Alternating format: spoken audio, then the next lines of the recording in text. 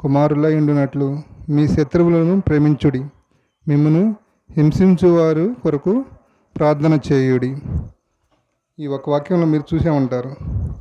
ఏంటంటే శత్రువుని కూడా ప్రేమించమని చెప్పారన్నమాట. అంటే అంటే ప్రస్తుతం మరి ఇప్పుడు మన ఇంట్లో ఎవరికైనా ఆరోగ్యం బాగాలేదనుకోండి, ఎవరు అంటే నేను అన్ని జన్మల నుంచి వచ్చాను అనుకోండి, ఎవరైనా ఇంట్లో ఆరోగ్యం బాగుంది ఎవరు ముందు దేవుడి దగ్గర ప్రార్థన చేసుకుంటారు? వాళ్ళ ఇంట్లో వాళ్ళ వరకు చేస్తారు. కానీ మన సంఘంలో కానీ మన సహోదరులు కానీ సహోదరులు కానీ ఎవరైనా ఇంట్లో ఏమైనా ప్రాబ్లం ఉందంటే చెబితే చాలు మనందరి కోసం అందరూ ప్రార్థన చేస్తారు. కానీ మిగిలిన అన్ని జనులు ఎవరు చేయరు అట్లా. ఎందుకు? వాళ్ళ ఇంట్లో వాళ్ళ వారు వాళ్ళే చేస్తారన్నమాట దేవుడి దగ్గర. ఇది మా అబ్బాయి బాగుండాలి, మా అమ్మాయి బాగుండాలి అని చెబుతారు. కానీ పొరుగు వాళ్ళు బాగుండాలి అట్లా ఎవరు వాళ్ళ గురించి పక్కన వాళ్ళ గురించి వాళ్ళు పట్టించుకోరు అక్కడ. కానీ సంఘంలో మాత్రం చూశాను ఏంటంటే, ఇప్పుడు నాకు ఆరోగ్యం బాగోకపోయినా ఏమైనా ఇబ్బందులు ఉన్నా కానీ ఒకరికి చెప్పామంటే చాలు, బ్రదర్ గారు చెబుతారనమాట, ఎవరికైనా ఆరోగ్యం బాబని చెప్తారు. ఇప్పుడు అందరూ దేవుడి దగ్గర ప్రార్థన చేస్తారు. అదే మిగిలిన అన్ని జనులు చూసే ఉంటారు. ఎవరన్నా బాగా డెవలప్ అవుతున్నా కానీ వాళ్ళు సహించుకోలేరు. అది ఎవరైనా సహజంగా అది సహించుకోలేరు. కానీ అన్ని జనులు మన సంఘంలో ఏంటంటే ఎవరన్నా ఆరోగ్యం బాగోపోయినా ఎవరు ఇబ్బందుల్లో ఉండా కానీ సహాయం చేస్తుంటారు అనమాట. అది నాకు చాలా నచ్చిందనమాట ముఖ్యంగా. ఎందుకంటే నేను నా యొక్క జాబ్ కోసం అని కానీ, నా యొక్క ట్రాన్స్ఫర్ విషయంలో కానీ, నా పిల్లల యొక్క చదువు విషయంలో కానీ, ప్రతి ఒక్క విషయంలో కూడా ఏంటంటే అంటే సహాయం చేసిందంటే మన ప్రార్థన నడుపుతూ ఉండిద్ది కొన్ని గ్రూపుల్లో. దాంట్లో పెడతానమాట. మా సంగతి అని కాదు, ఎవరైనా చెప్తారన్నమాట. ఉషాకు ఫోన్ చేసి, అమ్మ మా అమ్మాయి బాగాలేదు, మా అబ్బాయి బాగాలేదు, ఇది చెబుతూ ఉండేది. వాళ్ళందరూ కలిసి ఫోన్లోనే ప్రార్థన చేసుకుంటారన్నమాట. అంటే అందరూ ఉన్న ఇబ్బందుల్ని ఇరుకుల్ని దూరపరచమని అలాగా. ఇంకోటి ఏంటంటే ఇప్పుడు ఏం చెప్పారు, మన శత్రువునైనా కూడా ప్రేమించమన్నారు అన్నమాట. కొంతమంది శత్రువుని ఎప్పుడు ఎవరన్నా మన మీద ఎవరైనా కోపం ఉండగా మనం ఏం చేస్తాం, ద్వేషిస్తుంటాం. కానీ మనం ఏం చేస్తాము, కానీ శత్రువునైనా ప్రేమించమన్నారు దేవుడు మాత్రం. అర్థమైందిగా?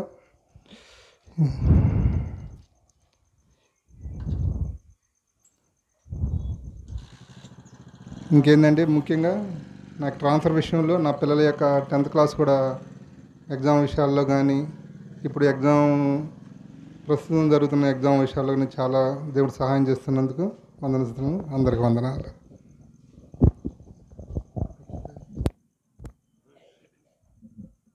ప్రార్థన చేసుకుందాం.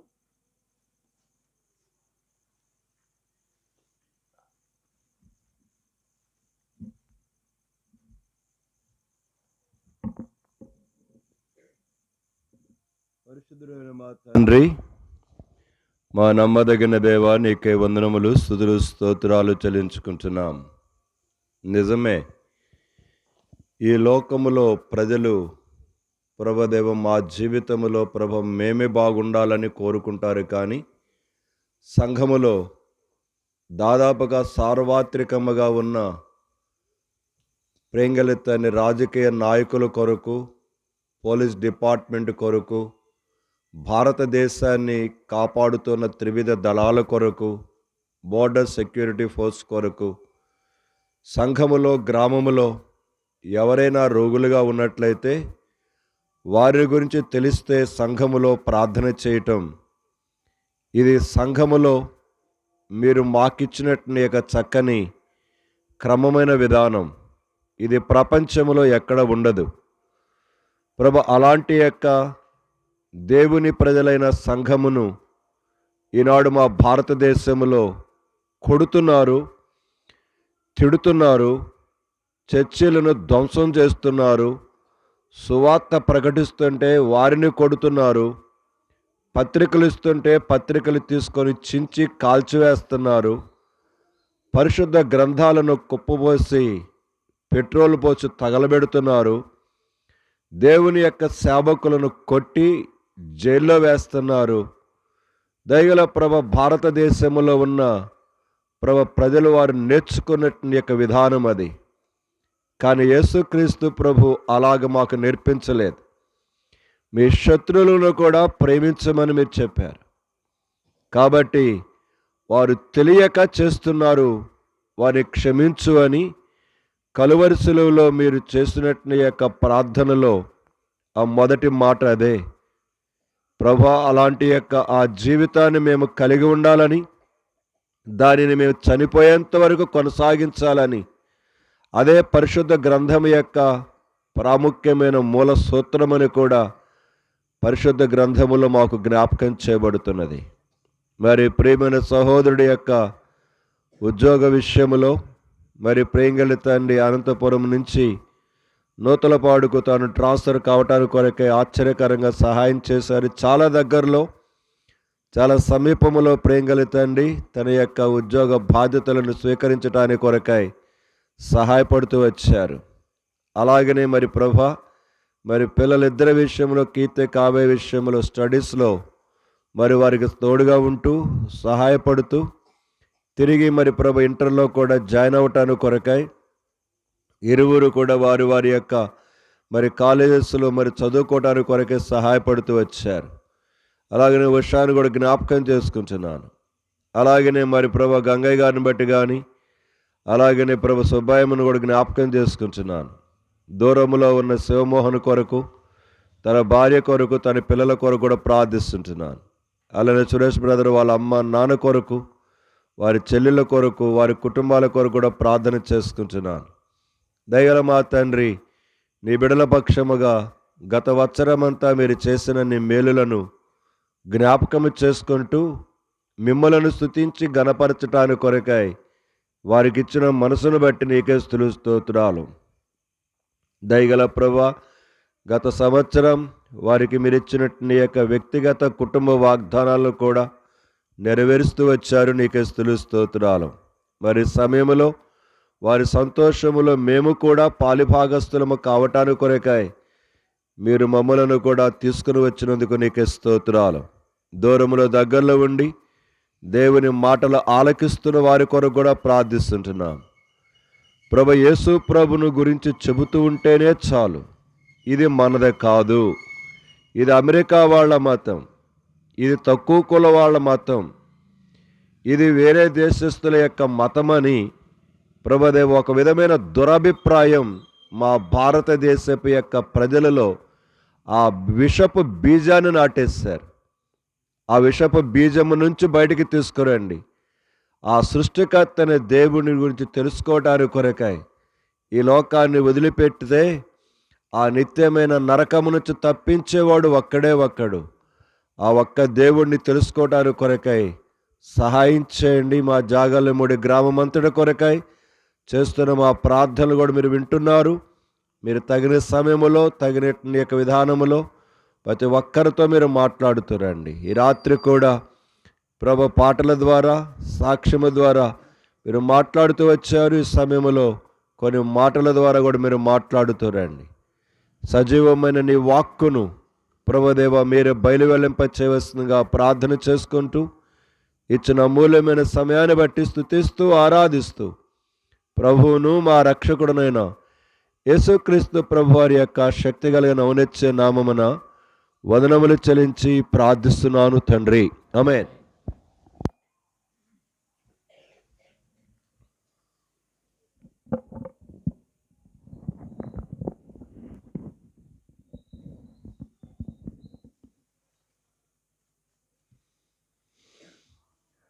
ఈ సమయంలో దేవుని యొక్క ఉన్నతమైన ప్రేమను బట్టి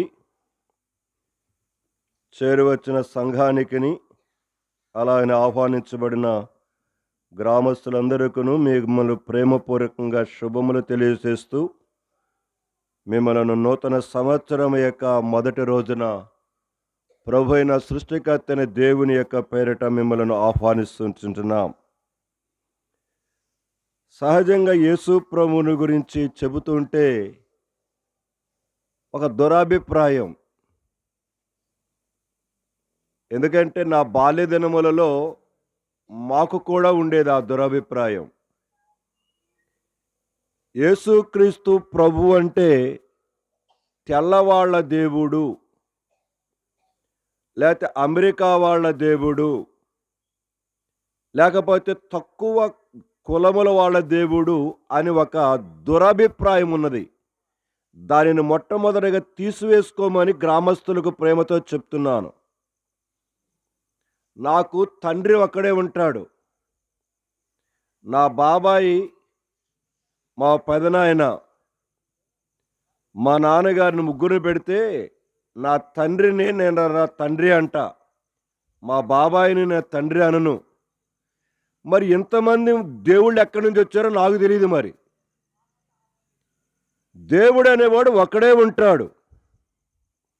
నీకొక దేవుడు, నాకొక దేవుడు, మనం కలుగు చేసి అమెరికా వాళ్ళకి దేవుడు అయితే మరి భారతదేశానికి మరి ఇంతమంది దేవుళ్ళు ఎందుకు వచ్చారు? మళ్ళీ నేను విమర్శించడానికి రావట్లేదు. నాకు తండ్రి ఒకడే ఉంటాడు. మనందరికీ పరలోకపు తండ్రి ఒకడే ఉంటాడు. నేను చెప్పేది అదే. మీరు యేసు ప్రభువును కూడా నమ్మమని నేను చెప్పట్లా. చాలాసార్లు గ్రామంలో చెప్తున్నాను ఈ మాట. మనస వాచ కర్మ చిత్తశుద్ధితోటి రోజుకు 5 నిమిషాలు నువ్వు సేవించే దేవుళ్ళు పక్కన పెట్టు, యేసు ప్రభువును పక్కన పెట్టు, అందరిని పక్కన పెట్టి రోజుకు 5 నిమిషాలు తీసుకో. సృష్టికర్తవు ఎవరువు? నీవు ఎవరు? రాముడువా, ఆంజనేయ స్వామివా, శివుడువా, అల్లావా, యేసు ప్రభువా? కూర్చొని ప్రార్థన చేయి. 5 నిమిషాలు కూడా టైం దొరకట్లేదు నీకు? 5 నిమిషాలు. నేను అదే చెప్పాను ముందలనే. నా తండ్రి నా తండ్రే, నా బాబాయ్ బాబాయే, నా పెదనాయన పెదనాయనే, నా తాత తాతే, నా తండ్రి ఒకడే ఉంటాడు. సో ప్రేమతోటి జాగలమూడి గ్రామస్తులకు ఈ చెడ్డ దురాభిప్రాయాన్ని తీసివేసుకొని అమెరికా వాళ్ళకి దేవుడు ఒకడుంటే కనుక మనకొక దేవుడు ఉంటే ఆయన దేవుడు ఎట్లా అవుతాడని అట్లా నేను ప్రశ్నిస్తున్నా. మొదటిగా ఆయనకి పక్షపాతం ఉన్నది. ఆ దేవుడికి పక్షపాతం ఉన్నది. పక్షపాతం కలిగిన వాడు దేవుడు ఎట్లా అవుతాడు? దేవుడు ఎలాగవుతాడు? అందుకనే మీరు యేసు ప్రభు గురించి చెబుతారని మీరు అంటారని చెబుతున్నాను నేను. యేసు ప్రభువును నమ్మమని కూడా నేను చెప్పట్లేదు మీకు. రోజుకు 5 నిమిషాలు తీసుకోండి. జీవితంలో రోజుకు 5 నిమిషాలు కూడా దొరకట్లేదంటే ఇక మేము చెప్పేదేం కాదు. నువ్వు చచ్చిన తర్వాత, నేను చచ్చిన తర్వాత నిత్యమైన పాతాళములో కాలుతూ ఉంటే అప్పుడు అర్థమవుతుంది నీకు. కనుకనే ఈ యొక్క బొందులో ప్రాణం ఉండగానే ఆ సృష్టికర్తని దేవుడు ఎవడో తెలుసుకొని చస్తే పరలోక రాజ్యానికి పోతావు. లేకపోతే అమెరికా వాళ్ళ దేవుడు, ఈ దేవుడు, ఆ దేవుడు అనుకుంటూ పోతే పోయేది నువ్వే, పోయేది నేనే. ప్రియమైన వారేరా, నేను ఖచ్చితంగా చెప్తున్నాను ఈ మాట. దయచేసి మీ గుండెలలో నుంచి, మీ మనసులలో నుంచి తెల్లవాళ్ళ దేవుడని, అమెరికా వాళ్ళ దేవుడని, కనుక బ్రిటిష్ వాళ్ళ దేవుడని దయచేసి దురాభిప్రాయాన్ని తీసివేసుకోండి. ఆ చెడ్డ అభిప్రాయాన్ని మన భారతదేశ ప్రజలలో చొప్పించారు బాగా. ఎందుకంటే కొంతమంది స్వార్థపరులు భారతదేశాన్ని ఏలుతూ ఉన్నారు. కొంతమంది స్వార్థపరులు వారు స్వయ ప్రయోజనం కొరకై నిజమైన దేవుణ్ణి తెలుసుకోనియకుండా దేశాన్ని, ప్రపంచాన్ని సర్వనాశనం చేయడానికి కొరకై బయలుదేరారు. నీవు ఆ ముసుగులో వెళ్ళిపోతున్నట్లయితే నీకు ప్రేమతో చెప్తున్నాను. కాబట్టి నేను ఏ దేవుడిని ద్వేషించడానికి ఇక్కడ రాలేదు. 5 నిమిషాలు తీసుకో. మళ్ళీ చెప్తున్నా, రోజుకు 5 నిమిషాలు తీసుకో. 5 నిమిషాలు తీసుకో. ఎవరవు నీవు? జీవిత యాత్రలో ఈ లోకాన్ని ఒకరోజు వదిలిపెట్టిన తర్వాత ఆ సృష్టికర్తని దేవుణ్ణి కళ్ళారా చూస్తావు నీవు. ఆ రోజు నీవు ఏడ్చినా ప్రలాపించినా నీ మొర ఆలకించే నాథుడు ఎవడు ఉండడు. కాబట్టే ఈ రాత్రికాల సమయం 2026 సంవత్సరం ఈ 1వ తారీఖున మీకు సవినయముగా ప్రేమతోటి ఒక దేవుని యొక్క బిడ్డగా, దేవుని దాసునిగా మీకు ప్రేమతో చెప్తున్నాను. ఆ సృష్టికర్త ఎవరో మీరు ప్రార్థన చేయండి. 1-2 నెలలు చేయండి, లేదా 1 నెల చేయండి. చిత్తశుద్ధితో చేయమంటున్నా నేను. ఈ మధ్య జాగరణముడిలోనే నేను ప్రయాణమే వెళ్తూ ఉన్నాను. కొంతమంది ఇళ్ళ దగ్గర నుంచి దర్శించుకొని వెళ్తుంటే ఒక అక్క పిలిచింది నన్ను. ఒకవేళ శబ్దయంత్రం ద్వారా వింటుందేమో అక్క, నాకు తెలియదు. పిలిచింది, ఇంట్లో పిలిచింది. పక్కన భర్త ఉన్నాడు, ఇద్దరు కూడా ఉన్నారు. అదే సమయంలో కరిగా వారి యొక్క బంధువురాలు అక్కడ ఉంది ఒక ఆమె. ఆమె మాట్లాడుతూ వచ్చింది నాతోటి. కూర్చున్నా నేను. ప్రార్థన చేసి వెళ్ళిపోతూ ఉంటే కరిగా ఆ ఇంటి ఇల్లాలు తన బంధువురాల కొరకే ప్రార్థన చేయమని పేర్లు చెప్పట్లేదు, కనుక ఇంటి పేరు కూడా చెప్పట్లే నేను. కనుక మనకు జాగర్ల మూడులోనే ఒక 10 రోజుల కిందట, ఒక 2 వారాల కింద జరిగిన సంఘటన చెప్తున్నా నేను. ఆ సహోదరి వెళ్ళిపోతూ ఉంటే, ఇదిగో మా బంధువురాలు ఉంది, బాగులేదయ్యా, ఈమె కొరకే ప్రార్థన చేయంది. వెంటనే ఆమె కొరకై ఎందుకు బాగులేదు, నీకు ఏమైందని అడిగాను నేను. అప్పుడు ఆమె జీవితంలో ఉన్న వెళుతున్న సమస్య చెప్పింది. నాకు జ్ఞాపకం చేస్తూ వచ్చింది. వెంటనే ఆ సహోదరి మాట్లాడుతూ, నేను అడగలేదండి ప్రశ్నలు, నేను అడగలేదు. ప్రార్థన చేయబోతుంటే ఆమె అన్నది, నేను కూడా చాలా మత గ్రంథాలు చదువుతాను సార్ అనంది. మత గ్రంథాలు చదువుతానని చెప్పింది. మీరు ఎవరని ఆలోచిస్తున్నారేమో, నేను పేర్లు చెప్పట్లేదు. కరిగా ఆ సహోదరి మత గ్రంథాలు చదువుతున్నానన్నది. సరే, ఆమె ప్రశ్నలను రైజ్ చేస్తూ వచ్చింది. యేసు ప్రభుని గురించి, కరిగా వాటిని గురించి, విగ్రహారాధన గురించి, వీటి గురించి, వాటి గురించి ఆమె రైజ్ చేసింది, నేను రైజ్ చేయాల. ప్రార్థన చేయబోతుంటే అడుగుంది ఆమె. అడిగితే అప్పుడు 2 మాటలు కూర్చోమన్నాను. ఆమె అక్కడ కూర్చుందో, నేను పక్కన కూర్చున్నాను. సంభాషణ, ఆమె ప్రశ్నలు అడుగుతూ ఉంది, నేను చెబుతూ ఉన్నాను. ఎందుకు విగ్రహారాధన చేయకూడదని అడిగింది ఆమె.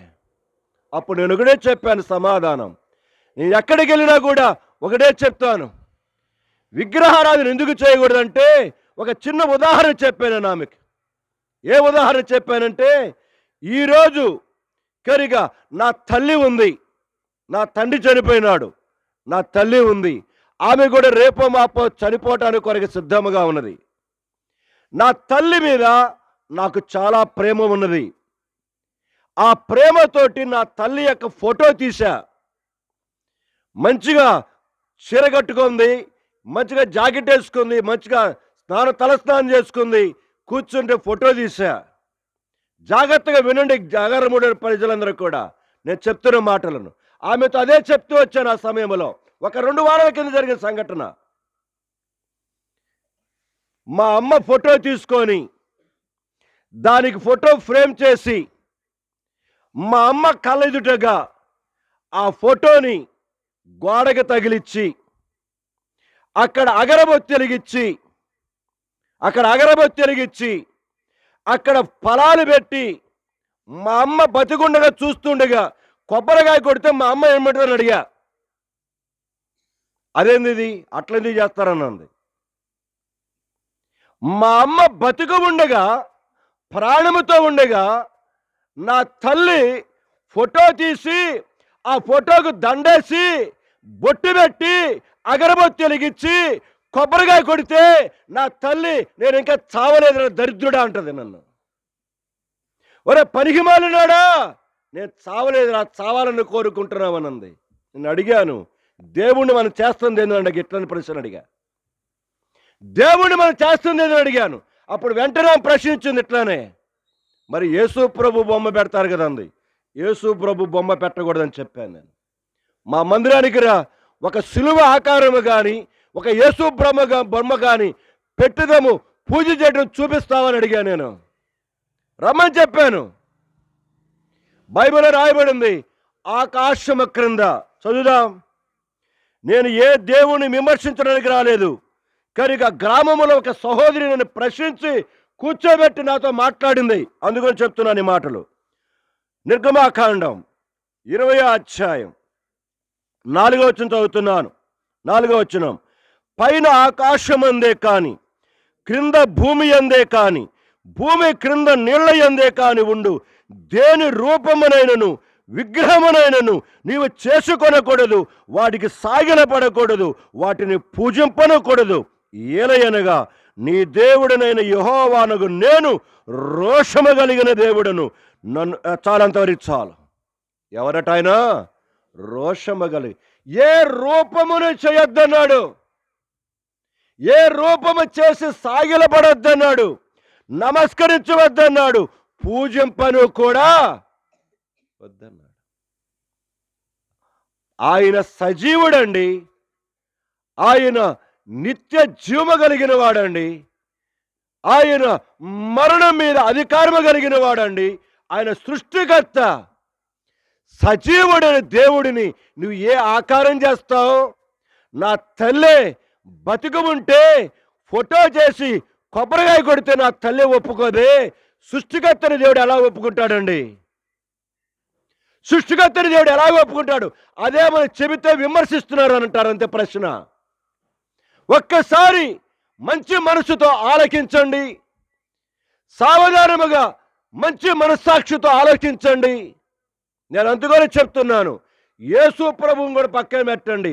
రోజుగా 5 నిమిషాలు 5 నిమిషాలు 5 నిమిషాలు మనస్ఫూర్తిగా నువ్వు ఎలా కూర్చుంటావో పడుకుంటావో నాకు తెలియదు.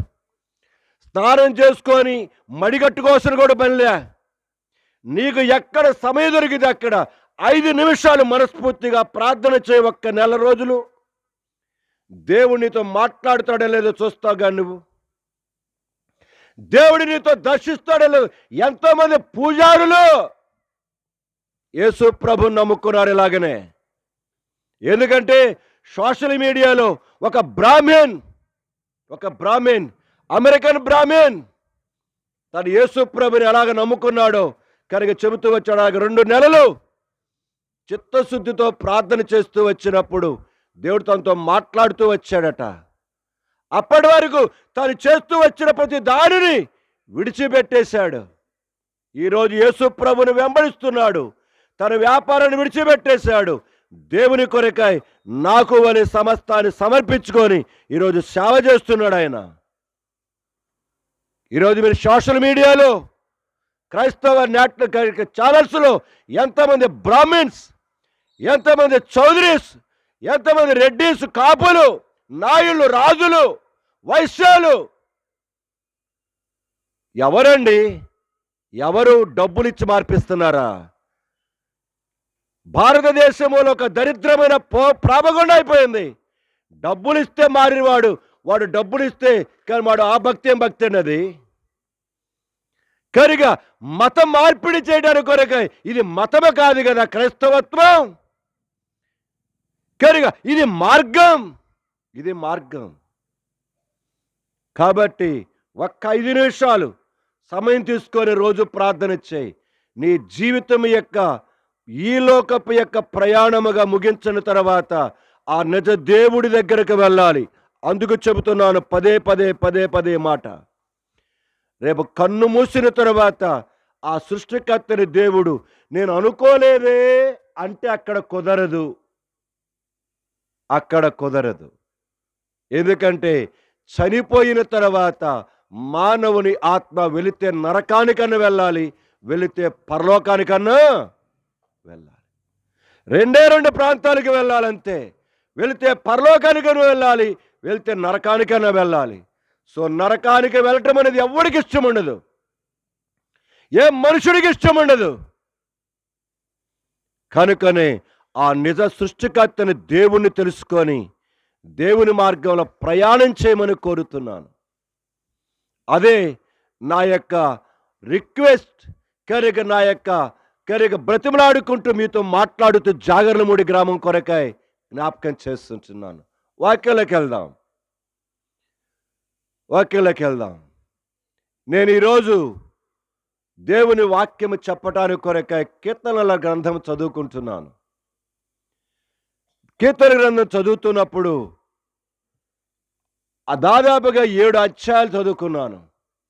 7 అధ్యాయాలలో మానవుని యొక్క స్థితి ఒక్కొక్క అధ్యాయములో ఒక్కొక్క ప్రాంతములో ఎలాగ ఉన్నదో, ప్రజల యొక్క స్థితి ఎలాగున్నదో వాక్యములో ఏమని రాశాడో చూడటానికి ప్రయత్నం చేద్దాం. ఈరోజు నీవు కూడా ఒకవేళ అదే స్థితిలో ఉన్నట్లయితే ఈ మాటలు నీకోసమే. ఈ మాటలు నీకోసమే. దేవుడు మాట్లాడేవాడు, దేవుడు మనల్ని చూసేవాడు, మనల్ని పరిశీలన చేసేవాడు. వాక్యంలో ఒక మాట ఉంది కీర్తన గ్రంథంలో. కీర్తన గ్రంథం 33వ అధ్యాయం 13వ వచనం చదువుతున్నాను. యెహోవా ఆకాశములో నుండి కనిపెట్టుచున్నాడు, ఆయన నరులందరినీ దృష్టించుచు ఉన్నాడు. జాగర్ల మూడులో ఉన్న నన్ను కూడా దృష్టించు చూస్తూ ఉన్నాడు. ఆకాశమందు సింహాసనాసీనుడైన దేవుడు ఈ జాగర్ల మూడిలో ఉన్న మనల్ని కూడా దృష్టించి చూస్తూ ఉన్నాడు. నువ్వు ఏ కులములో ఉన్నా, ఏ స్థితిలో ఉన్నా నిన్ను కూడా చూస్తూ ఉన్నాడు. 14వ అధ్యాయం కీర్తన గ్రంథం 2వ వచనం. వివేకము కలిగి దేవుని వెదుకువారు కలరేమో అనని యెహోవా ఆకాశము నుండి చూచి నరులను, అక్కడ మన ఆకాశము నుండి నరులను దృష్టిస్తున్నాడని రాయించాడు. దానికంటే ఇంకా క్లియర్గా రాస్తున్నాడు 14వ అధ్యాయం 2వ వచనంలో. వివేకము కలిగి, నేను అదే చెప్పా ముందట్లో, వివేకము కలిగి ఆ సృష్టికర్త ఎవడో 5 నిమిషాలు ప్రార్థన చేయి రోజుకి. రిజర్వేషన్ పెట్టుకోవద్దు, హృదయంలో రిజర్వేషన్ పెట్టుకోవద్దు. ఎవరు ప్రత్యక్షమైతే ఆ దేవుని వెంబడిస్తా అని 100% మనస్ఫూర్తిగా చిత్తశుద్ధితో ప్రార్థన. ఇక్కడ రాయబడిన మాట అదే, వివేకము కలిగి దేవుని వెదుకువారు కలరేమోనని యెహోవా ఆకాశము నుండి చూచి నరులను పరిశీలన చేసి చూస్తున్నాడు. ఈ రాత్రి వివేకము కలిగి నీవు కూడా ఆయనను వెతుకుతావేమోనని, ఆయన అలాంటి వారు కలరేమోనని పరిశీలన చేసి పరీక్షిస్తూ చూస్తున్నాడు. కానీ మానవుడు దేవుని వెతుకులాటలో లేడు. ఏ వెతుకులాటలో ఉన్నాడు? కనుక మిరపకాయ చెట్టుకు నల్లి తెగులు పుట్టింది, దానికి ఏ మందు ఇయ్యాలన్న వెతుకులాటలో కూర్చున్నాడు. నేను ఎగతాళి చేయడానికి చెప్పట్లా. ఆకలవుతుంది, ఏమి తినాలనే వెతుకులాటలో ఉన్నాడు. మనసు కోరిక కలిగి ఉంది, ఎక్కడికి వెళ్ళాలనే వెతుకులాటలో ఉన్నాడు. కన్ను ఆశిస్తూ ఉంది, ఏమి చూస్తే బాగుండునని వెతుకులాటలో ఉన్నాడు. కానీ మానవుడు దేవుని వెతుకులాటలో ఎవడు కూడా లేడు. నిజముగా వివేకము కలిగి నువ్వు వెతుకులాడితే ఆ దేవుని నువ్వేం చేస్తావు? యెషయా గ్రంథం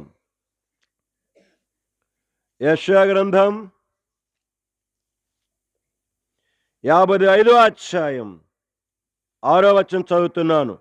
యెహోవా మీకు దొరుకు కాలమునందు ఆయనను వెలుకుడి, ఆయన సమీపములో ఉండగా ఆయనను దూరం చేసుకోవద్దు. సమయాన్ని పోస్ట్పోన్ చేసుకొని వెళ్ళవద్దు. కాలాన్ని హరించుకుంటూ వెళ్ళిపోవద్దు. జరిగిపోయిన కాలము మరలా తిరిగి రాదు. రేపు అందుకని లోకములకు సామెత ఉంది, అడుసు తొక్కనేలా కాలు కడగనేలా. కాబట్టి రేపు చనిపోయి నిత్య నరకాగ్నిగుండముల ప్రత్యక్షము కాకముందే ఆ నరకాగ్నిగుండము నుంచి తప్పించగలిగిన సృష్టికర్తని దేవుడిని వివేకము కలిగి వెతుకుతావేమోనని ఈ రాత్రి నీతో దేవుడు మాట్లాడుతూ ఉన్నాడు. వెతుకుతావా? దేవుని వైపు చూడటానికి ప్రయత్నం చేస్తావా? కానీ మానవుడు ఏమి వెతుకులాడుతున్నాడో మీకు 4-5 విషయాలు జ్ఞాపకం చేయడానికి కొరకై నేను ప్రయత్నం చేస్తాను. రండి, కీర్తన గ్రంథం మొదటిది 52వ అధ్యాయం 1వ వచనం నుంచి. కీర్తనలు 52:1 నుంచి. మనుషుడు ఎలాగున్నాడో ఇక్కడ జ్ఞాపకం చేస్తుంటాం. మనుషుని యొక్క తత్వం, మనుషుని యొక్క మనస్తత్వం ఎలాగుందో చెప్తున్నాడు. చదవండి. శూరుడా, చేసిన కీడును బట్టి నీవెందుకు, మొదటి మాట, వాడు పేరుకు శూరుడే, కానీ వాడు ఏం చేశాడట? శూరుడా, చేసిన కీడును బట్టి నీవెందుకు అతిశయిస్తున్నావు? ఎస్, ఈరోజు ప్రపంచములో శూరులు, బలశాలులు, ధర్మ కలిగిన వారు ఎంతమందిని కీడు చేసి చంపేస్తున్నారు, ఎంతమంది కరిగా వారి జీవితాలను పతనం చేస్తున్నారు. శూరులు వీరులుగా ఉంటున్న వారు ఎంతమంది జీవితాలలో కీడు చేస్తూ వెళుతున్నారు. శూరుడా, నువ్వెందుకు చేసిన కీడును బట్టి అతిశయిస్తావు? నువ్వు చేసింది మంచి పనా?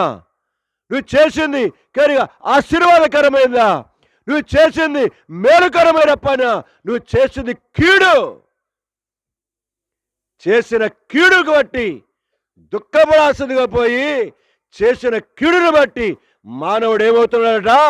అతిశయిస్తున్నాడు. చదవండి. దేవుని కృప. గమనించాడు. రెండోది మాట్లాడుతున్నాడు. మొదటిది కీడుడు చేస్తూ వచ్చాడు, రెండోది మోసము చేయువాడా, వాడిగలిగిన మంగలి కత్తిక వలె నీ నాలుక నాశనము చేయా. ఈ జాగరణ ముడిలో, ఈ శబ్దోత్తరం ద్వారా ఈ యొక్క మాటలు కరిగా వినిపించబడుతున్న నీ జీవితంలో ఈ వరుసలో నువ్వు ఉన్నావేమో. మోసము చేయువాడా, మంగలి కత్తిక వలె నీ నాలుకను చేసుకొని ఏం చేశాడట? ప్రియమైన సంఘమా, నిజం. కీడు చేస్తున్నాడు మనుషుడు. పక్కన వాడు, ఇందా చెబుతూ వచ్చాడు బ్రదరు, పక్కనాడు బాగుగా ఉంటే మనకి చిరబుర్ర చిరబుర్ర అంటది. వాడు ఎప్పుడు నాశనం అయిపోతాడా చూస్తుంటాం మనం. తత్వం కాదా ఇది? మానవుడు నైజం కాదా? వాడు కొంచెం పచ్చగా ఎదుగుతుంటే చాలు, ఓర్చుకోలేం. అందరిని చెప్పట్ల, 100% కంటే ఎక్కువ పరిస్థితి. కీడు చేయవలన తలంపు. రెండవది, వాడిగలిగిన మంగళకత్తి లాంటి మోసమే చేసే నాలుకలు కలిగిన వాడు. రెండవది. మూడవది, మేలు కంటే కీడు చేయుటయు, నీతి పలుకటి కంటే. బా, ఎంత బాధాకరమైన జీవితం అండి. మేలు చేయుట కంటే కీడు చేయటం వాడికి ఇష్టమంట. రెండవది, నీతి న్యాయాల గురించి పలకడం కంటే అబద్ధము చెప్పుట నీకు ఇష్టం. ఎస్, నీతి న్యాయాలు భార్యాభర్తల మధ్య ఎప్పుడో పోయాయి. మోరల్ వాల్యూస్ ఎప్పుడు అన్నదమ్ముల మధ్యలో పోయాయి. ఇరుగు పొరుగు మధ్యలో ఎప్పుడో వెళ్ళిపోయాయి. నీతి నియమములకు ఈనాడు సమాజములో స్థానము లేదు. నీతి నియమములకు స్థానము లేదు. ప్రసంగి గ్రంథం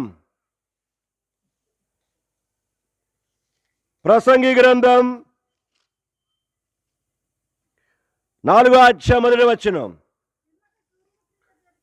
పిమ్మట సూర్యుని క్రింద జరుగు వివిధమైన అన్యాయ క్రియలను గురించి నేను యోచించి తిని, బాధింపబడువారు ఆదరించు దిక్కులేక కన్నీళ్లు విడిచుదురు.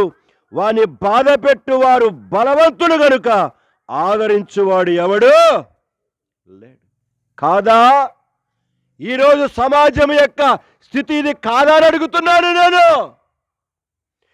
సూర్యుని క్రింద జరుగు వివిధమైన అన్యాయ క్రియలు, బాధింపబడువాడు ఆదరించు దిక్కులేక కన్నీళ్లు విడుస్తున్నాడు. వాని బాధ పెట్టువాడు బలవంతుడు కనుక వాడికి ఆదరణ. ప్రియమైన సంఘమా, ప్రియమైన గ్రామమా, ప్రియమైన సభ్య సమాజమా, కీడు చేసి అతిశయిస్తున్నాడు. మోసము చేయువాడు వాడిగల మంగళ కత్తి వలె నాశనము చేయ ఉద్దేశిస్తున్నాడు. మేలు కంటే కీడు చేయటము, నీతి పలుకుడు కంటే అబద్ధము చెప్పుట వాడికి ఇష్టమట. 4వ వచనం, కపటమైన నాలుక గలవాడా, అధిక నాశనకరమైన మాటలు నీకు ఇష్టమా? ఎస్, అధిక నాశనకరమైన మాటలే కదా నీ నోటి నుంచి వస్తున్నాయి. అవంటే నీకు చాలా ఇష్టం, చాలా ఇష్టం. ఇది ఈనాటి మానవుని యొక్క చిత్రం, మానవుని యొక్క స్థితి, మానవుని హృదయపు యొక్క పరిస్థితులు ఇవన్నీ. సో 4 విషయాలు అక్కడ చెప్తూ వచ్చాడు. 2వ భాగానికి వెళ్తున్నా నేను. రండి, అదే కీర్తనలు 53వ అధ్యాయం మొదటి నుంచి. దేవుడు లేడని బుద్ధిహీనులు తమ హృదయములో అనుకొందురు, వారు చెడిపోయిన వారు అసహ్యమైన కార్యములను చేదురు. సో 2వ గుంపు, వీళ్ళే గుంపట, దేవుడు లేడు, దయ్యం లేదు. తినురా, తాగురా, సుఖించురా, సంపాదించురా, చావు. సచ్చిన తర్వాత తక్కిడో బిక్కిడోరా, ఎవడు చూసొచ్చాడ్రా? నరకం నువ్వేమైనా చూసొచ్చా? పరలోకం నువ్వేమైనా చూసొచ్చా? దేవుడు లేడు అని బుద్ధిహీనులు తమ హృదయములో అనుకుంటూ ఉంటారట. నా మాట కాదు, బైబిల్లో రాయబడిన మాట. ఎస్, ఈరోజు ఒక సెల్ ఫోన్ చూస్తే ఈ సెల్ ఫోన్ వెనకాల ఈ సెల్ ఫోన్ కలుగ చేసిన సృష్టికర్తని కనబడతాడు. నువ్వు వేసుకున్న ప్యాంటు షర్టు చూస్తే దాని వెనకాల నీకు కనబడతాడు స్టిచ్చింగ్ చేసిన టైలర్ కనబడతాడు. నీ ఇంటిలో ఉన్న కిటికీ చూస్తే, నీ ఇంటిలో ఉన్న దర్వాజా చూస్తే, నీ ఇంటిలో ఉన్న టేబుల్ చూస్తే దాన్ని తయారు చేసిన కార్పెంటర్ కనబడతాడు నీకు వెనకాల. నీ బిల్డింగ్ను చూస్తే దాని వెనకాల ఉన్న బేల్దారి మేస్త్రి కనబడతాడు. నీ ఇంటిని చక్కగా పెయింటింగ్ చేసిన కరిగా ఆ వ్యక్తిని చూస్తే పెయింటర్ కనబడతాడు. నీ ఇంటిలో చక్కగా లైటింగ్ అరేంజ్ చేసిన వ్యక్తిని చూస్తే ఎలక్ట్రీషియన్ కనబడతాడు. నీ ఇంటిలో ఉన్న నీ యొక్క టాయిలెట్ సంబంధించి కరిగా బాత్రూమ్ సంబంధించి ఆ పైప్ లైన్ను కరిగా కనెక్షన్ వ్యక్తిని చూస్తే ప్లంబర్ కనబడతాడు. కానీ ఈ మూర్ఖుడికి ఈ సృష్టిని చూస్తే దేవుడు లేడని మాట్లాడతాడు. అందుకొని దేవుడు లేడని బుద్ధిహీనుడు అని మాట్లాడుతున్నాడు అన్నమాట. నీ ఒంటి మీద బట్ట అలాగనే రాలేదే, నువ్వు తోముకుంటున్న బ్రష్ అది అలాగనే రాలేదే, నీ బ్రష్ మీద వేసుకుంటున్న టూత్ పేస్ట్ దానికే రాలేదే. వీటి వెనకాల ఒక సృష్టికర్త ఉన్నాడే. ఈ విశాల విశ్వమును సృష్టికర్త సృష్టించకుండా అదే జరిగిందని ఎలాగనుకుంటున్నావు? నీవు ఎలాగనుకుంటున్నావు? ప్రియమైన సంఘమా, ఇక్కడ జ్ఞాపకం చేస్తుంటున్నాడు, దేవుడు లేడని బుద్ధిహీనుడు తన హృదయంలో అనుకొందురు, వాడట చెడిపోయిన వారు అసహ్య కార్యములు చేయదు. నేను పేరు చెప్పట్లా, ఒక అతని చిత్ర నిర్మాత, ఆయన ఇంటర్వ్యూ చేస్తూ ఒక జర్నలిస్ట్ అడుగుతూ వచ్చాడు. అప్పుడు ఆయన ఇచ్చిన సమాధానం ఏందో తెలుసా? దేవుడు అనేవాడు ఉన్నాడని నమ్మితే నాకు ఇష్టానుసారంగా నేను పాపం చేయటానికి కుదరదయ్యా అన్నాడు. అందుకొని నాకేం లేదు, దేవుడు లేడు కాబట్టి నేను ఇష్టానుసారంగా పాపమును చేయగలుగుతున్నాను అన్నాడు. అంటే ఆయన బాధ ఏంది? దేవుడు అనేవాడు ఉన్నాడంటే నా తాట తీస్తాడు రేపటి అర్థం ఆయనకి. ఇప్పటికి ఉన్నాడు ఆ చిత్ర నిర్మాత. నేను పేరు చెప్పట్లా, సోషల్ మీడియాలో ఉంది ఆయన వీడియో కావాలనుకుంటే. ప్రియమైన సంఘమా, సమాజమా, జ్ఞాపకం చేసుకుందాం. చెడిపోయిన కార్యాలు చేసేవాడికి, అసహ్యమైన కార్యాలు చేసేవాడికి దేవుడి మీద వాడికి ఏముండదు, నమ్మకం ఉండదు. అందుకని దేవుడు లేడని అనుకుంటూ చెడు కార్యాలు చేస్తూ వెళ్ళిపోతుంటాడు, అసహ్య కార్యములు చేస్తూ ఉంటాడు. 2వ వచనంలో అన్నాడు, మేలు చేయవాడు ఒకడును. దేవుడు లేడని మూర్ఖంగా వాదించేవాడు మేలెందుకు చేస్తాడు? మేలు చేయవాడు ఒకడును లేడు. ఇది 2వ కనుక గుంపు. మొదటి గుంపు కనుక కీడు చేసేవాడు, మంగళ కత్తి వంటి నాలుక కలిగి నాశనాన్ని కోరుకునేవాడు, దుర్నీతిని కలిగేవాడు, మోసం చేసేవాడు. ఇక్కడికి వచ్చేసరికి 2వ గుంపు దేవుడు లేడని కీడు చేస్తూ అసహ్యమైన కార్యములలో తిరుగుతూ ఉండే వ్యక్తి. 3వ గుంపు చూద్దాం రండి. ఇదే కీర్తనల గ్రంథం 51వ అధ్యాయం 4వ వచనం చదువుతారా? నీకు కేవలము నీకే విరోధముగా నేను పాపము చేసి ఉన్నాను, నీ దృష్టి ఎదుట నేను చెడుతనమును. చాలంతే. మాట్లాడుతున్నాడు దేవుడికే, ఇక్కడ మాట్లాడుతున్నాడు. నీకు కేవలం, ఓ దేవా, నీకే విరోధముగా నేను పాపము చేశా, నీ దృష్టి ఎదుట దేవుడా నేను చెడుతనమును చేశానని పబ్లిక్గా మాట్లాడుతున్నాడు. ఎస్, ఈనాడు చెడుతనం చేసి, పాడు పనులు చేసి గొప్పవారిగా చలామణి అవుతున్న వారు లేరా? జాగర్లమూడిలో గొప్పవారిగా చలామణి అవుతున్న వారు లేరా? దేవుని దృష్టి ఎదుట కనుక మాట్లాడుతున్నాడు, నీకు విరోధముగా పాపము చేశా, నీకు విరోధముగా చెడుతనమని నేను నీ దృష్టి ఎదుట చేశా నేను. ఇది 3వ గుంపు. అంటే వీరికి ఏ భయము కూడా వీరికి లేదు.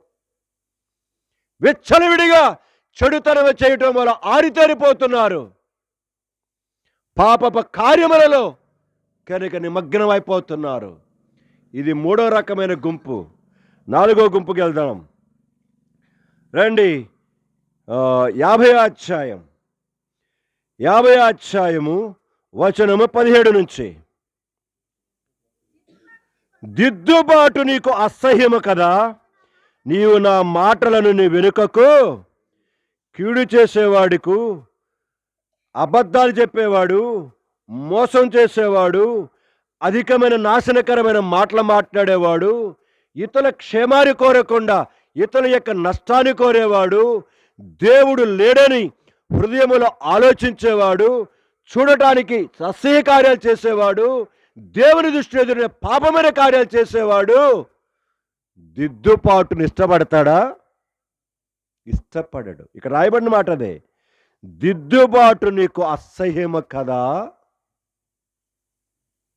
నీవు నా మాటలను ఏం చేస్తున్నావు, వెనుకకు త్రోసివేస్తున్నావు. మా బాబాయ్, మా నాన్నగారి తర్వాత మా బాబాయ్ చెప్పాను గతంలో మీకు, చనిపోయినాడులేండి. విపరీతమైన తాగుబోతు, త్రాగే చచ్చిపోయాడు. ఎన్ని రకాలుగా మా బాల్యదినములలో మా బాబాయిని త్రాగుడి నుంచి, ఆ దుర్వ్యసనము నుంచి బయటికి తీసుకురావాలని కోరుకుంటూ ఉంటే, ఏంటి బాబాయ్ అలాగ తాగుతున్నావంటే, అరే పోరా నువ్వా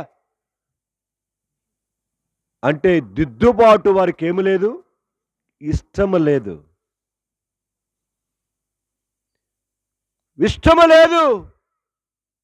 ఈ రాత్రి నీ జీవితము కూడా ఇదే కదూ, అలాగనే పాపములో కంటిన్యూ చేయాలని కోరుకుంటున్నావు కదూ. రండి కిందకి రండి. నీవు దొంగను చూచినప్పుడు వానితో ఏకీభవించదేవు, వ్యభిచారులతో నువ్వు సాంగత్యము చేసేదేవు, కీడు చేయవలనని నీవు నోరు తెరుచుచూ ఉన్నావు, నీ నాలుక కపటము కల్పించుచున్నది.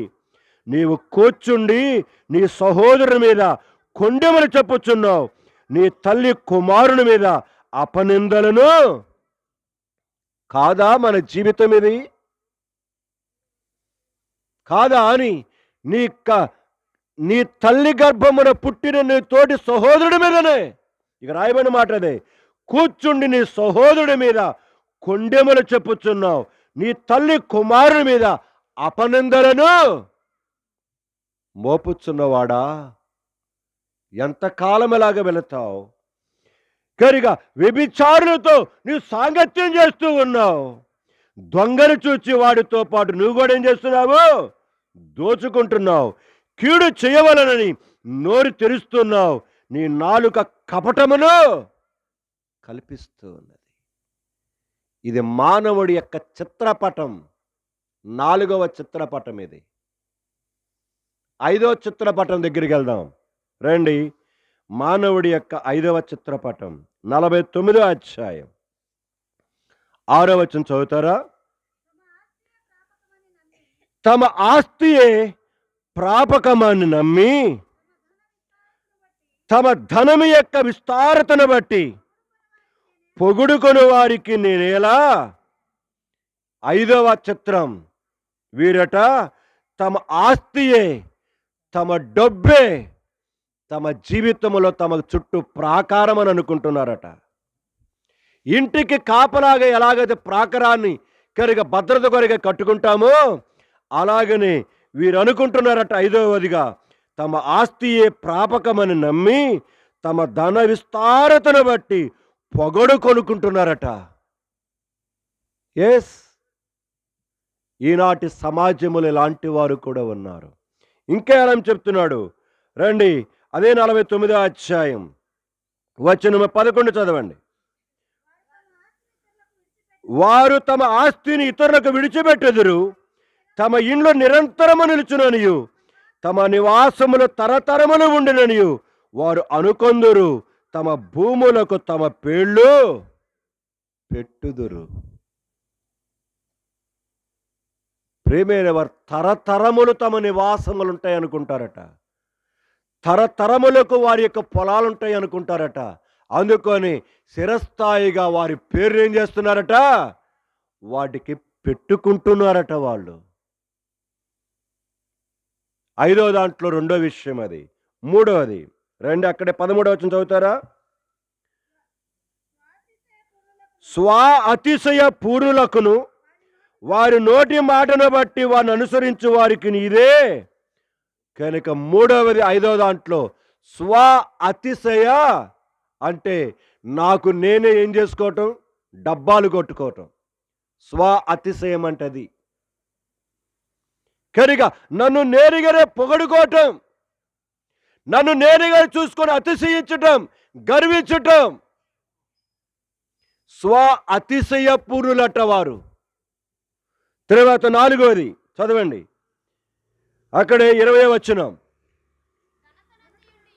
ఘనత నొంది బుద్ధిహీనులైన వారు నశించు జంతువులను ఘనత నుండి ఎట్లా ప్రవర్తిస్తున్నారట? బుద్ధిహీనముగా ప్రవర్తిస్తున్నారట. ఎస్, ఈరోజు ఎంతమంది లేరు సమాజంలో, యావత్ ప్రపంచములో, లోకములో ఘనత ఉంది, లోకములో పేరు ప్రఖ్యాతులు ఉన్నాయి, లోకములో కీర్తి ప్రభావాలు ఉన్నాయి. కానీ వాడు ప్రవర్తించే ప్రవర్తన ఎలాంటిది? బుద్ధిహీనమైన ప్రవర్తన. ఎస్, ఈరోజు సమాజంలో ఎన్ని చూస్తున్నాం, న్యూస్లో ఎన్ని చూస్తున్నాం. జీవిత యాత్రలో 5వ దాంట్లో 4 రకాల ఫోటోలు ఉన్నాయి. 6వ ఫోటో దగ్గరికి వెళ్దాం, చిత్రం దగ్గరికి వెళ్దాం రండి. మానవుడి యొక్క 5వ చిత్రం ఎలాగుందో చూద్దాం. యెషయా గ్రంథం 65వ అధ్యాయం 2వ వచనం నుంచి చదువుతారా? యెషయా గ్రంథం 65వ అధ్యాయం, ఉదయం రాత్రి చదువుకున్నాం ఈ మాట. తమ ఆలోచన గమనించాలి. పదము 6వ చిత్రం, మనుషుడట ఎవడి ఆలోచన తీసుకోడట, తమ ఆలోచన అనుసరించి ఏ మార్గంలో పోతున్నాడట?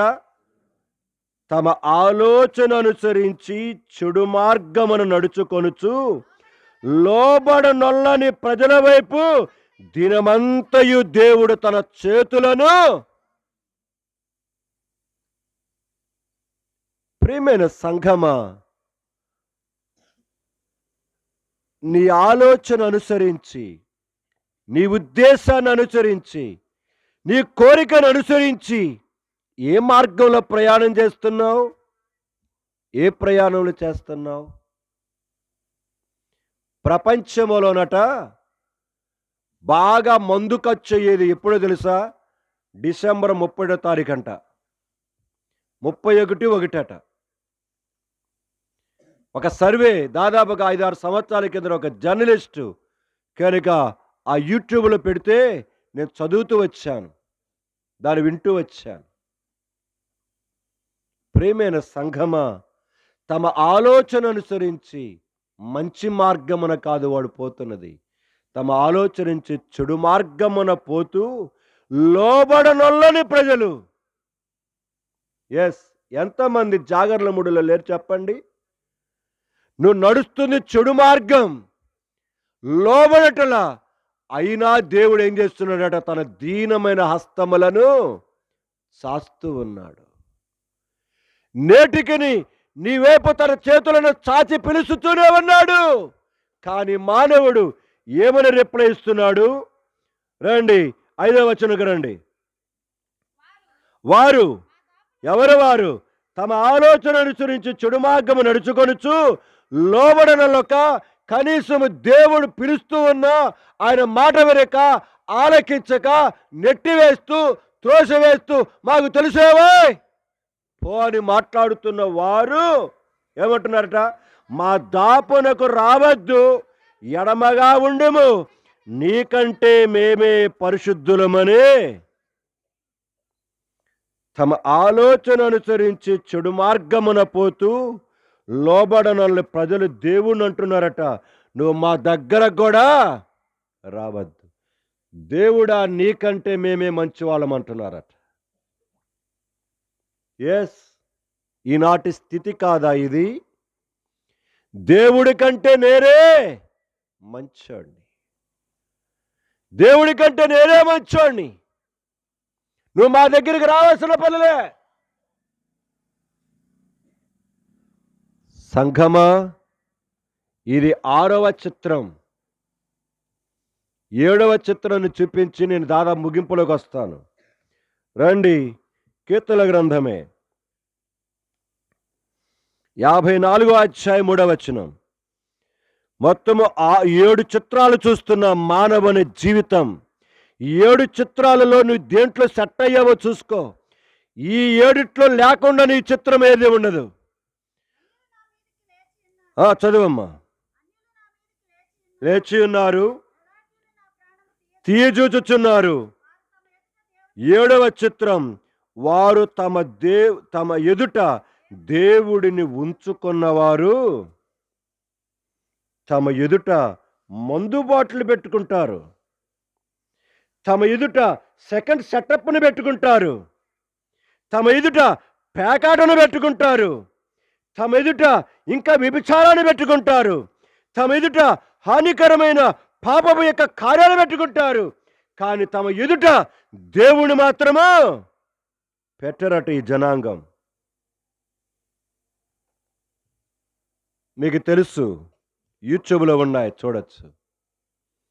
యేసు ప్రభు నమ్ముకున్న తర్వాత స్టువార్ట్పురం దొంగలు కొంతమంది యేసు ప్రభు నమ్ముకొని వారు అక్కడ దేవుడి మందిరాన్ని కట్టుకొని దేవుని సేవ చేస్తున్నారు. ఒక అతను సాక్ష్యం చెబుతూ అంటూ వచ్చాడు, వాళ్ళట దొంగతనానికి వెళ్ళే ముందు, దొంగతనం అయిపోయిన తర్వాత వచ్చిన తర్వాత, దొంగతనం చేయటానికి కొరకే వాళ్ళు తీసుకుని వెళుతున్న మారణ ఆయుధాలను ఏం చేస్తారట? వాళ్ళు ఎదురుగా పెట్టుకొని, నీవే మా దేవుళ్ళవు, ఆ గొడ్డలని, ఆ కత్తిని, కనుక ఇంకా రకరకాల వాళ్ళ దగ్గర సామాన్లు ఉంటాయి, మీరే మా దేవుళ్ళు అని వాటికి పూజ చేసి ఏం చేసేవాళ్ళట, వెళ్ళేవాళ్ళట. అలాగ దొంగతనం సక్సెస్ అయిపోయిన తర్వాత వచ్చి మళ్ళీ వాటిని ఏం చేసేవాళ్ళట, భక్తి మరి అంటే వాడి ఎదుట ఏమున్నాయి, దేవుడు లేడు, వాడి ఎదుట మారణ ఆయుధాలే దేవుడు వాడికి.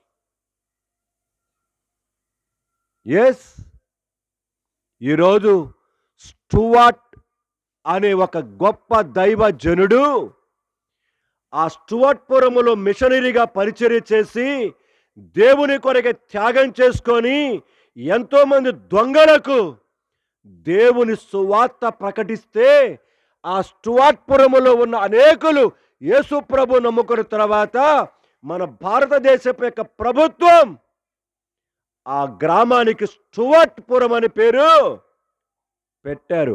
ఆయన ఒక మిషనరీ, స్టూవర్ట్ అనే రకాయన. మీరు ఒంగోలు రైల్వే స్టేషన్కి వెళితే ఆ రైల్వే స్టేషన్ దిగడంతోటే పడమర వైపున ఏబిఎన్ కాలేజీ ఉంటుంది. కేరిగా ఏబిఎన్ క్షమించండి, బ్యాప్టిస్ట్ కాలేజీ ఉంటుంది అనమాట. బ్యాప్టిస్ట్ మిషనరీ కాలేజీ చర్చి ఉంటుంది అక్కడ, ఆ ఏబిఎం చర్చ్.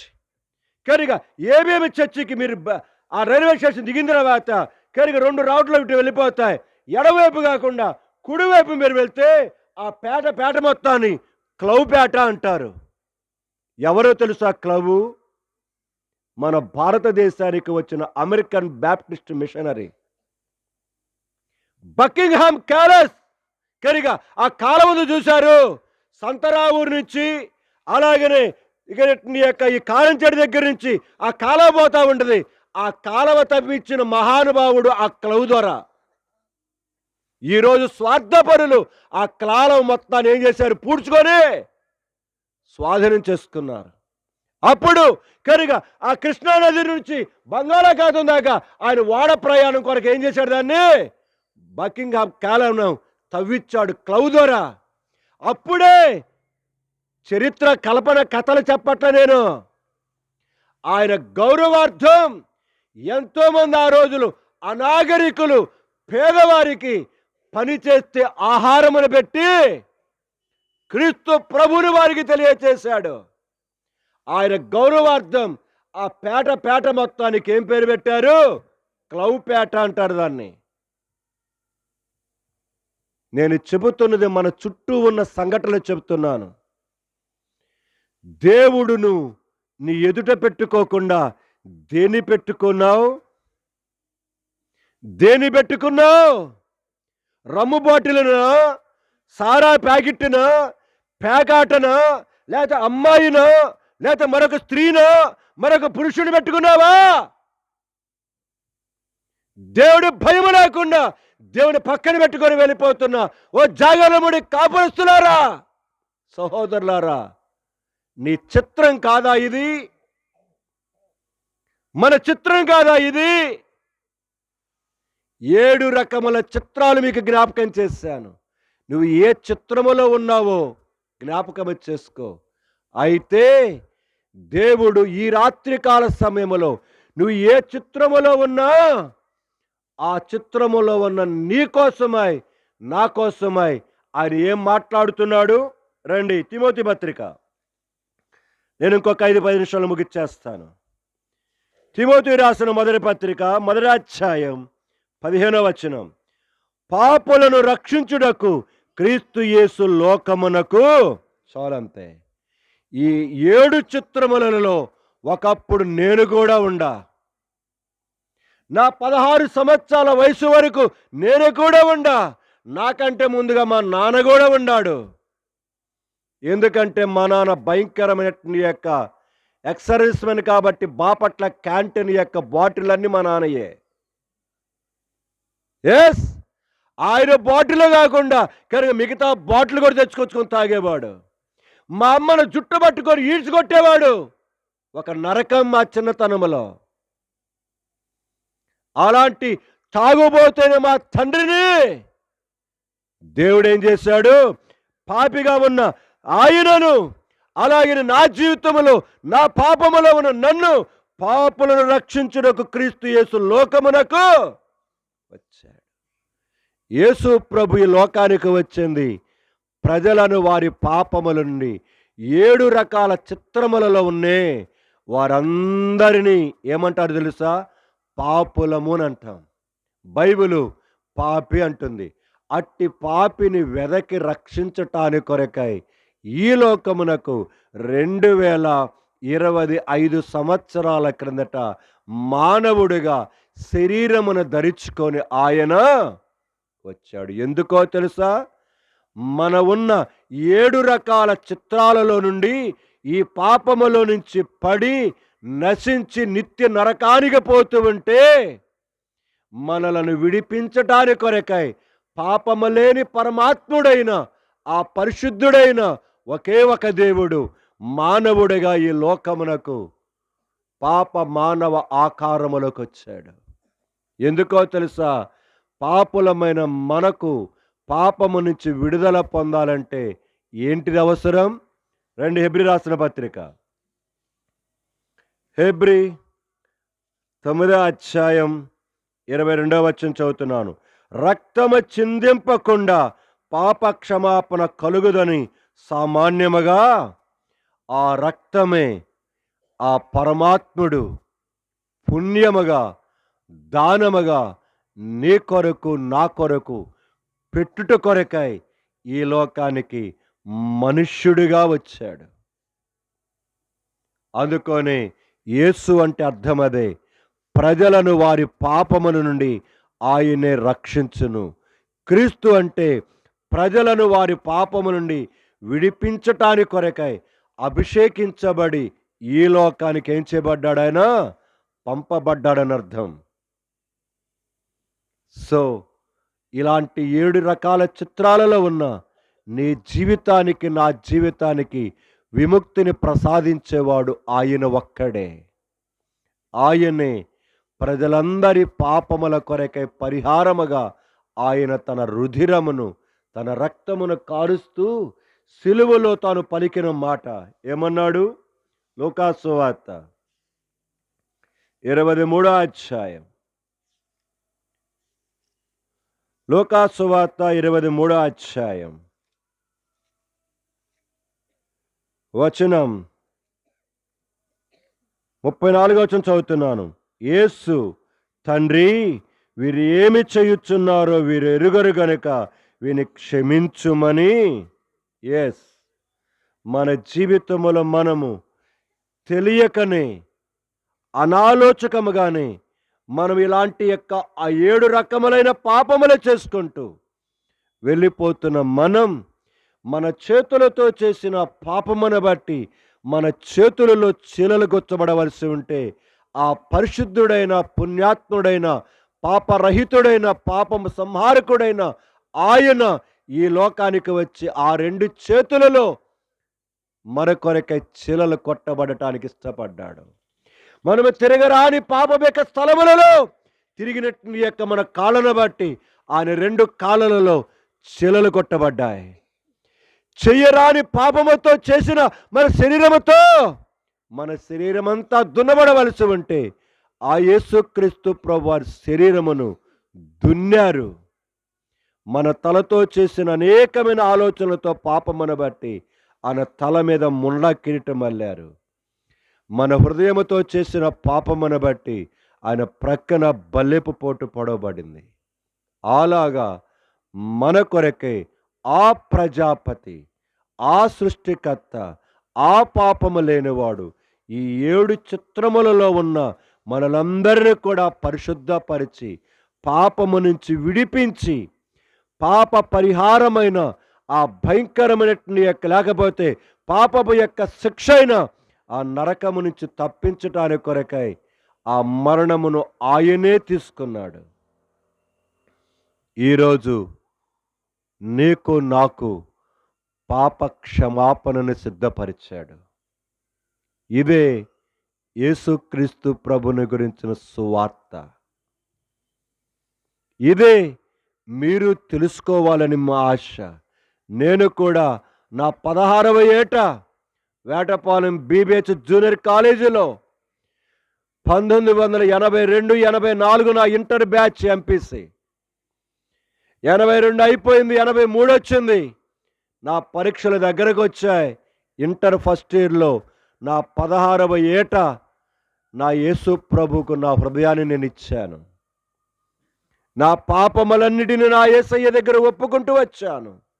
ఈరోజు చస్తే నా దేవుని దగ్గరికి వెళతానన్న ధైర్యం ఉంది. అంతకుముందు లేదు నాకది. ఎందుకంటే నేను ఎవడనో నా అమ్మ నాన్నకు తెలియదు. నేను ఎవడనో నాకు కలిగిన వారికి తెలియదు. నేను ఎవడనో నా స్నేహితులకు తెలియదు. 7 రకములైన చిత్రములలో నా జీవితంలో చాలా లక్షణాలు కలిగి జీవించిన నన్ను దేవుడు ఇలాగనే ఒకరోజు తన వాక్యము ద్వారా దర్శిస్తూ వచ్చాడు.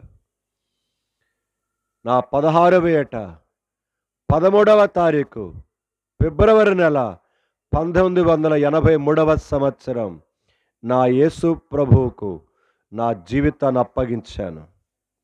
రక్షకుడిగా నేను అంగీకరించాను. అప్పటి వరకు నేను కూడా అనుకున్నాను ఈయన తెల్లవాళ్ల దేవుడు అని. కానీ తర్వాత నాకు అర్థమైంది ఈయన తెల్లవాళ్ల దేవుడు కాదు, ఈయన నాకును కూడా దేవుడని, నా పాపముల నుండి విడిపించటానికి ఇష్టపడిన దేవుడని, నా నరకము నుంచి తప్పించడానికి ఇష్టపడిన దేవుడని నాకు నమ్మకం కుదిరింది. నమ్ముకున్నాను. ఈరోజు నేను ధైర్యముగా నా జీవితంలో నేను చెప్పగలను. ఆ 2 మాటలు చెప్పేసి నేను ముగిచ్చేస్తాను. 2 కీర్తనల గ్రంథం, ఆ విధముగా క్రీస్తు శిలువ రక్తము చేత నేను పాపిని అని ఒప్పుకుంటే ఆయన మన జీవితంలో మన పాపములు క్షమిస్తాడు. 7 రకములైన చిత్రము నుంచి విడిపిస్తాడు. నరకము నుంచి తప్పిస్తాడు. పరలోక రాజ్యాన్ని ఇస్తాడు. యేసు ప్రభు నమ్ముకున్న తర్వాత 2 విషయాలు మీకు జ్ఞాపకం చేస్తున్నాను. 54వ అధ్యాయం 4వ వచనం చదువుతున్నాను. ఇదిగో దేవుడే నాకు సహాయకుడు, ప్రభువే నా ప్రాణమును. నేను చెప్పగలను, నా తల్లి కంటే, నా తండ్రి కంటే, నాకు కలిగిన ఎవరికంటే నా దేవుడు నన్ను ఏం చేసినవాడు? దేవుడే నాకు సహాయకుడు, నా ప్రాణమును ఆదరిస్తున్నవాడు ఆయనే. ఇక్కడ చేరిన అనేకులను వారి ప్రాణములను ఆదరిస్తూ సేద తీరుస్తున్నవాడైదే. ఈ ఇంటిని కూడా కానీ సురేష్ బ్రదర్ కానీ, ఉషాని కానీ, కీర్తి కావ్యాన్ని కూడా వారిని కూడా నలుగురు రక్షించుకొని వారికి సహాయపడుతూ వారిని ఆదరిస్తున్నవాడు ఆయనే. భవిష్యత్తులో 2026వ సంవత్సరం అంతయు కూడా ఆయనే మమ్మల్ని ఏం చేసేవాడు? ఆదరించేవాడు.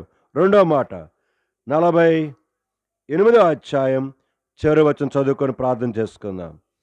నువ్వు యేసుక్రీస్తు ప్రభు నమ్ముకుంటే ఆయన నీకు సహాయం చేసేవాడు, ప్రాణమును ఆదరిస్తాడు.